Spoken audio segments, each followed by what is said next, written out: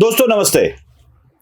लोकसभा चुनाव के बाद महाराष्ट्र के विधानसभा चुनाव भी होने वाले हैं। सिर्फ महाराष्ट्र नहीं बल्कि आने वाले कुछ महीनों में महाराष्ट्र, बिहार, हरियाणा एवं दिल्ली के चुनाव भी होने वाले हैं। अब इन चुनावों को मेरे अंदाज से ऐसे लग रहा है मुझे कि कुछ राज्यों के चुनाव टाले जाएंगे, दूर हो जाएंगे, मतलब देरी से होंगे, तो कुछ राज्यों के चुनाव जल्दी हो जाएंगे। महाराष्ट्र और हरियाणा आने वाले 3-4 महीनों में चुनाव होने की संभावना है या आवश्यकता है। तो अगले साल मतलब शुरुआत में ही बिहार और दिल्ली के चुनाव होने वाले हैं।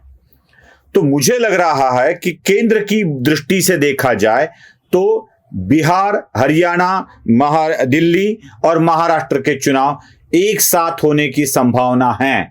इसलिए महाराष्ट्र और हरियाणा के चुनाव में देरी हो सकती है।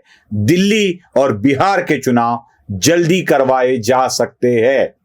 तो जो भी महाराष्ट्र के लोग हैं जिन्हें चुनाव की जल्दी है, या हरियाणा के लोग हैं जिन्हें चुनाव की जल्दी है, वह चुनाव देरी से होने की संभावनाओं को भी याद रखें। मैं ये क्यों कह रहा हूं? एक देश एक इलेक्शन वाली जो बात देश में चल रही है, उसके लिए यह करना आवश्यक हो गया है। इसलिए महाराष्ट्र और हरियाणा के चुनाव देरी से हो सकते हैं। दोस्तों, लोकसभा चुनाव के साथ 3 राज्यों के चुनाव हुए हैं।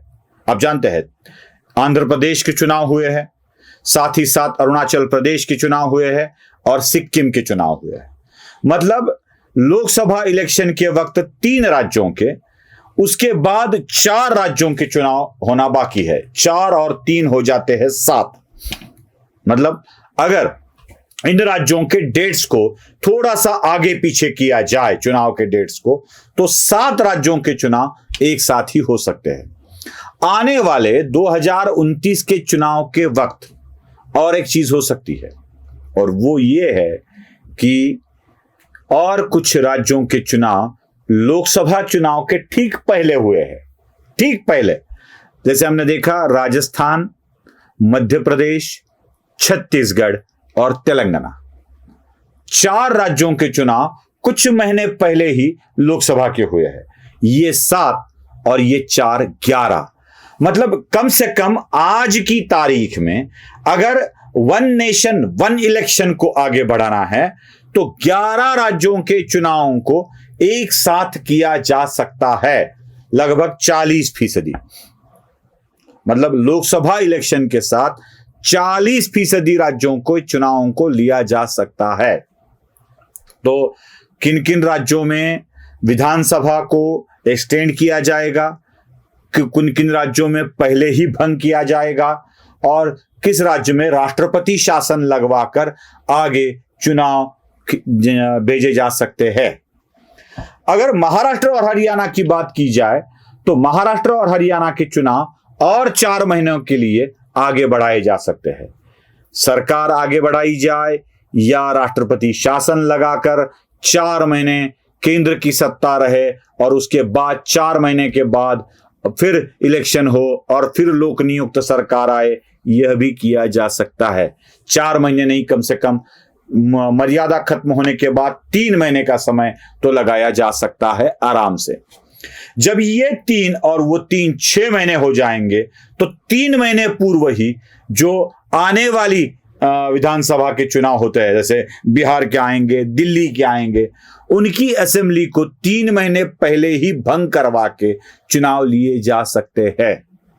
अब ये हो सकता है।